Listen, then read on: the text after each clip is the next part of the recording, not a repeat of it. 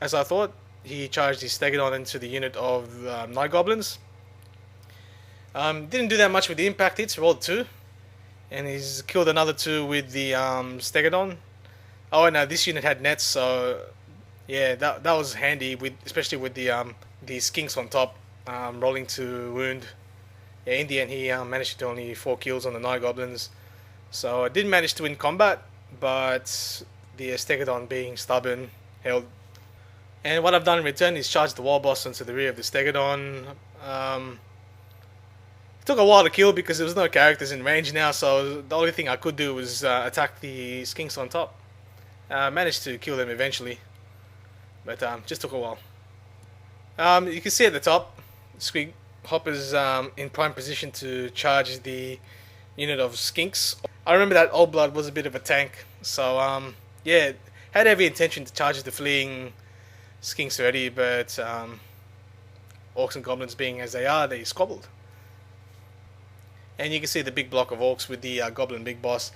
Yeah, it was failed charge.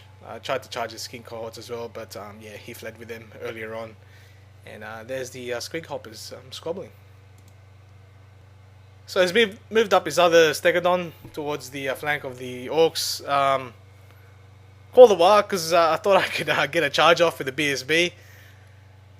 Took a terror test, passed it, but I was out of range to charge the Stegodon on the flank there. And his turn, he's moved the Stegodon towards the side of them, and yeah. More pictures of the useless Doom Diver. Didn't do that much all game long. If I recall correctly, I only did maybe 2 wounds on a Pterodon Rider. That was it. And you can see in this picture, it was his last turn as well. So he's just moved the Stegodon towards the side there, contesting a table quarter. Moved them nicely into position as well, because I was within 6 inches with this other Orc and Goblin unit with a big boss, and when I took a terror test, yeah, they failed, and that was a big chunk of points gone as well. I mean, the unit of 23 orcs is only 168, and the big boss is 91, but it does add up, and yeah. At the end of the game, I did win this just marginally.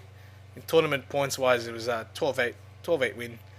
Yeah, the other thing that I failed to mention was that in DogCon, the composition was actually added towards your battle scores as well. And how that works is you submit your army list before the start of the tournament, and you're given a composition score by a panel of judges. At the end of the game, you compare your comp score. So in this example, I scored a composition score of 5 out of I think it was 7. Got a few comp hits because I had 2 terror causes, and one of them was a flying terror causer.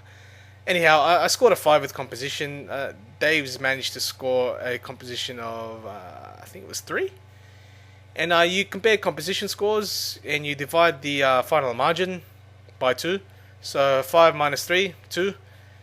And yeah, you divide that, so it was 1. So you would add that extra score to your composition. So in the end, I got 12-8 wins, so you add that plus 1, so it became a 13-7.